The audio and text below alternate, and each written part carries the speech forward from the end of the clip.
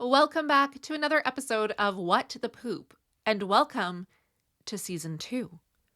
Now, you might be confused because you might be thinking, I didn't even know that Season 1 was ending, and that is because I never recorded the final episode of Season 1. I have no good reason other than life happened. If you will recall, in the last episode, I was really tired all the time, and I just never got there. But here we are. Let's start with Season 2, and today we're going to talk about all things food. So let's go. Welcome to What the Poop, the podcast where we flesh out the realities of living with ulcerative colitis. I'm your host, Teri Holland, and after more than 3 decades of navigating the ups and downs of ulcerative colitis, I'm here to share my experiences, insights, and a little bit of humor to help you through your journey. In this podcast, we are dishing the scoop on what it really means to live with ulcerative colitis. We'll share stories, tips, and the latest info to help you navigate your journey. Whether you're newly diagnosed or you've been battling UC for years, this is your space to find community, laugh at the absurdities, and learn from others who get it. No topic is off limits, and no question is too awkward. So if you're ready to break the silence and take control over your ulcerative colitis, join me on What the Poop, because living with UC doesn't have to be a solo journey. Subscribe now wherever you get your podcasts, and let's face this together. I think this is one of my favorite things to talk about when it comes to ulcerative colitis and inflammatory bowel disease, because the tendency is to think, well, it must be caused by food. If you're having digestive issues, it must be the food.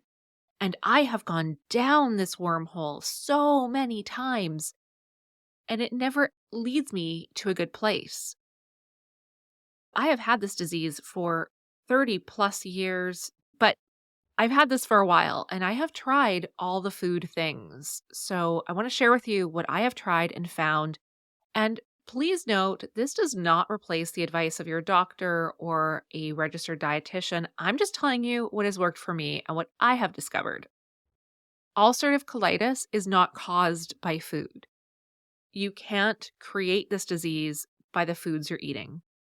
But there are some foods that you might find are more triggering or more irritating or just make life extra yucky. It's really important to listen to your body and the cues your body gives you. If you find that your UC is more irritated after eating dairy, or maybe you find that raw vegetables are just not your friend, listen to those cues. See where you can get your nutrients in other ways. Now, when I was diagnosed back in the 90s, the theories at the time indicated that meat was the culprit, or that meat was no good for ulcerative colitis. So I went full force into vegetarianism. I was in high school at the time, so I came home one day and I told my mom, I'm sick of this disease. I'm not eating meat. It didn't go over very well. She was concerned that I wouldn't get my nutrition. But I was determined that meat was the problem, so I went full force vegetarian. I cut out everything. Dairy, all animal protein related foods, although occasionally I had eggs. But that was it. So I consider myself that I was vegetarian, not vegan, for the fact that I ate eggs once in a while. And guess what happened? My ulcerative colitis did not go away. In fact, it got worse. I got sicker during the 5 years that I was vegetarian. And it didn't make any sense to me because I thought, I'm not eating meat. I'm eating vegetables and grains and fibrous things. I don't understand why I'm still sick all the time. I wasn't just sick with UC all the time. I became very anemic. My B12 levels were very low. I was B12 deficient. I was iron deficient. My hair was falling out. I gained a lot of weight during that time. And some of that I take responsibility for. I was eating a lot of simple starches and simple carbohydrates because my ulcerative colitis constantly in a state of flare-up. And I was eating things easy for my body to digest. That meant long periods of time where I wasn't eating fibrous grains or whole grains. I was eating white rice white bread and simple foods. But I wasn't getting my protein. After about 5 years, my doctor said, Teri, this doesn't work for you. This isn't working. Your iron is too low. I wasn't responding well to any iron therapies. My B12 was too low. And she said that it was time for me to start eating meat again. No complaints from me on that. I missed meat. And maybe if I'd been listening to my body was telling me that it needed these nutrients from meat.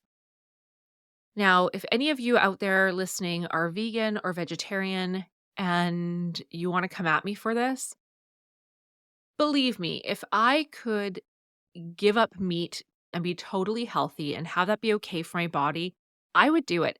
Ethically, I would do that in a heartbeat. But what I've come to realize, and this was not the only time I tried a vegetarian diet, but I've come to realize that does not work for my body. I have tried. I'm not going to suffer and ruin my own health by not eating meat. That's not an option for me. My body needs animal proteins. That's what I do really well on. So when she told me that, and I remember that day so clearly because my sister had taken me to the appointment. And when I got in the car, I said, well, I have to start eating meat. She said, great. What do you want to eat? And I said, a Big Mac. That's all I wanted was a McDonald's Big Mac. I mean, in retrospect, was that the best thing? Probably not. But it was so good. It was delicious. No shame on the McDonald's. Once I started eating meat again, I started to feel a lot better. The meat didn't take the ulcerative colitis away, but it did help me. It gave me something else I could eat. Even in my worst flare-ups, I've always been able to eat meat. It's very easy for my body to digest and break down. So that was one thing that I tried. But over the years, I have tried many things. I tried going vegan again on several occasions, more because of the ethical considerations around eating meat, and it never works for me. It never goes well. So I have tried it. It doesn't work for my body. I have gone long periods of time of eating lots of salads and lots of raw vegetables, and that is not a good plan for my body either. I have cut out dairy many times. Doesn't make a difference for me. Well, okay, I'm going to be honest here. It does make a difference, but not a big enough difference for me to cut it out entirely. I would say that dairy and I, we are not best friends. We're not even friends, but we are acquaintances. I can tolerate some dairy in my life, and I choose to not give it up because it makes life more enjoyable. When I'm in a flare-up, I will eat very differently. We also need to take in consideration your diet may be very different when you are actively in a flare-up versus in remission. In remission, I can tolerate dairy. I can handle it. Not tons of it. If I eat tons of it, I'm not going to feel great. I don't know who does, to be honest. When I'm in a flare-up, I don't do dairy because it's not a good idea to add that in when I'm having a flare-up. But other people might find that works for them.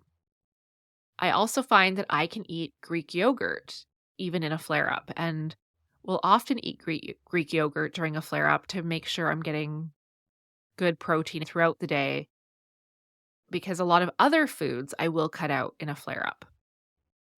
But all of this really comes back to you need to learn what works for you and listen to your body. And that's what every doctor has always told me.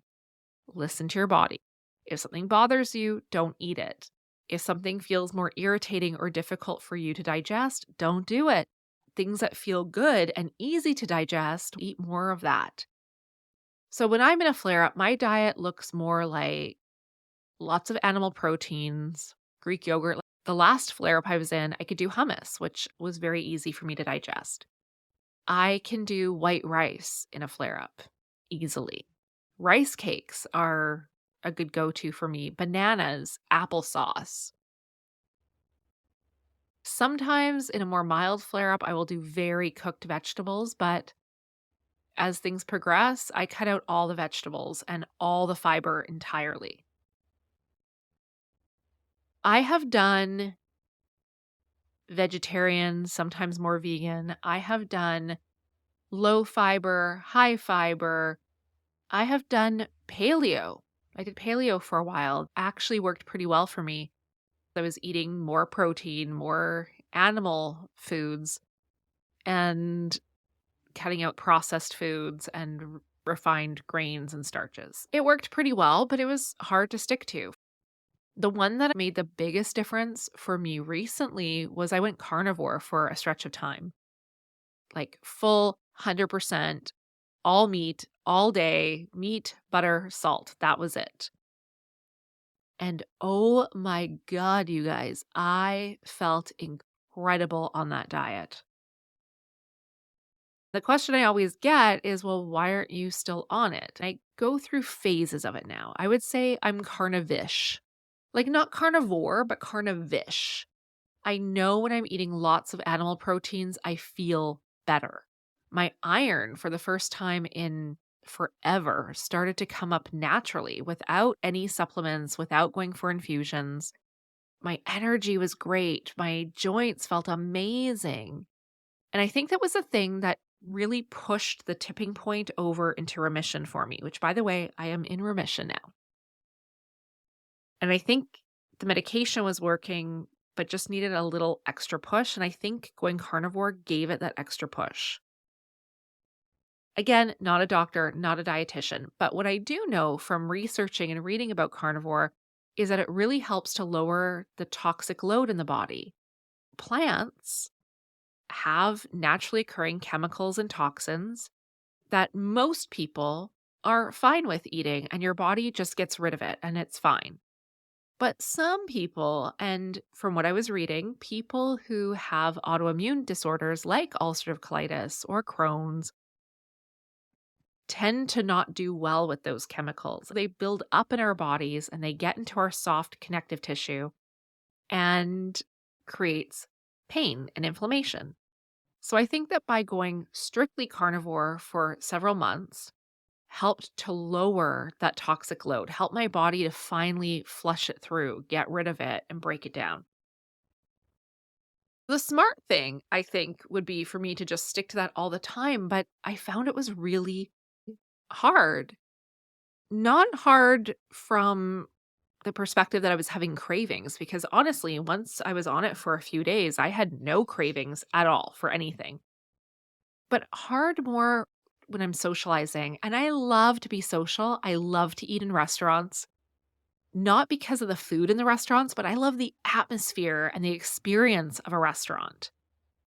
So even though I could order a steak in pretty much any restaurant we would go to, I knew I could just make a steak at home.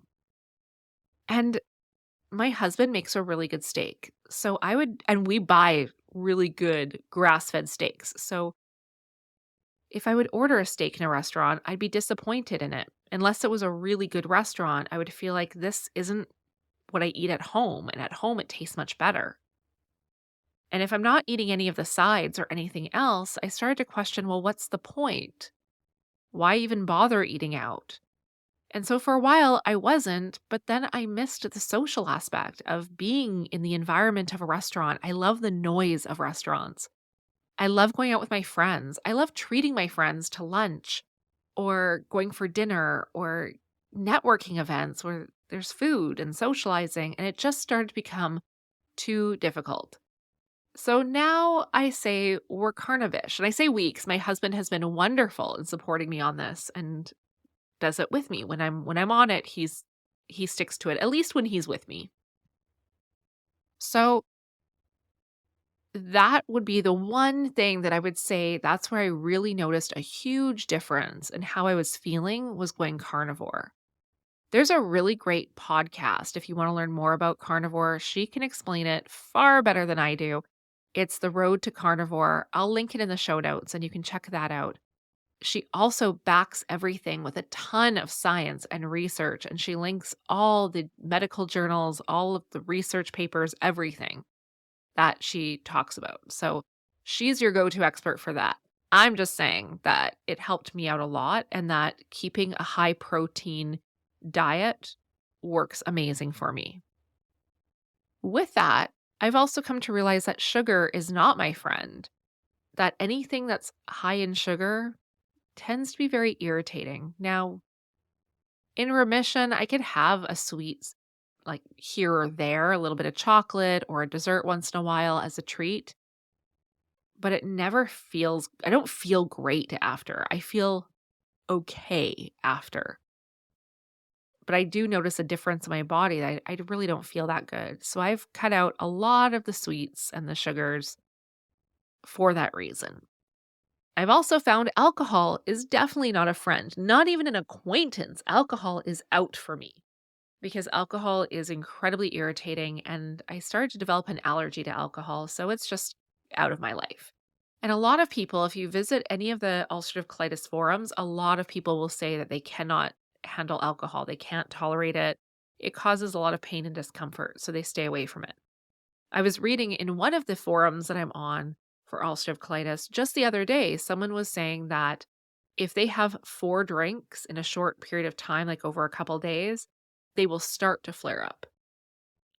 So that is a good indicator right there that maybe alcohol isn't great for us. But it comes back to you need to figure out what works for you. And I can't stress enough that food does not cause ulcerative colitis.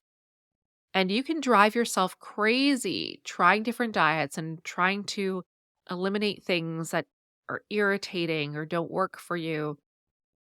And for me, that started to make me really hyper focused on food to the point of having an unhealthy relationship to food. And that was all the way back to when I was in junior high. I remember I got called into the guidance counselor's office one day because she was concerned that I had developed an eating disorder because I had lost a lot of weight very quickly, ulcerative colitis, and teachers were noticing I wasn't eating at lunch and stuff. And that was more, well, it was partly because I was afraid that if I ate my lunch, I would feel sick after and that would mess up my afternoon. Or I'd have to run to the bathroom a million times during the afternoon and I would get noticed. People would notice I was going to the bathroom constantly. And being a young teenage girl, that was embarrassing. I didn't want to draw more attention to the fact that I was sick. It was bad enough that I missed a lot of school. So I think I was on the road. I don't know if I would say I had an eating disorder at that point, but I was on the road to it because my relationship to food was not healthy. And I have had that reoccur many times throughout my life where my relationship to food became really, really bad. So I'm not saying any of this for you to be afraid of eating or to think you have to go to extremes. If you want to try something like carnivore and see if that helps you, then by all means, do some reading on it. Listen to the podcast that I'll link and decide if it's right for you. Or maybe it's right for you to do it for a few weeks and just to give your body a break. Or maybe for you, you find that you just incorporate more protein into your diet, more animal based proteins. Maybe for you, you find that dairy is not your friend and not even an acquaintance for you and just can't be in your life.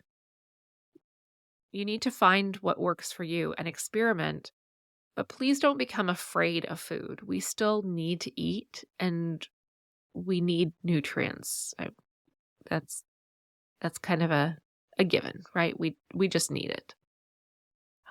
So don't become obsessed with this. Your food is not causing your ulcerative colitis, but certain foods might make it feel worse or might be more difficult. Not all the time, but sometimes they might be more difficult. So I hope this was helpful today. If it was, send me a message, drop me a comment, or leave that 5-star review because that'll help more people find the show who I think can benefit. Thank you so much for listening to me I will be back now with more regular episodes as we dive into season 2. And also, if you have any topics that you want me to talk about or questions, please reach out to me. The best place to reach me is on Instagram at the Teri Holland. That's my main account. I do have a What the Poop account just for this show, but honestly, I forget to post in there. There's not much happening there, but you can always reach me there too. So feel free to reach out if you have questions or if you have topics that you want me to talk about. I would certainly love to hear from you. Thanks again, my friends. Have a great day. Bye for now.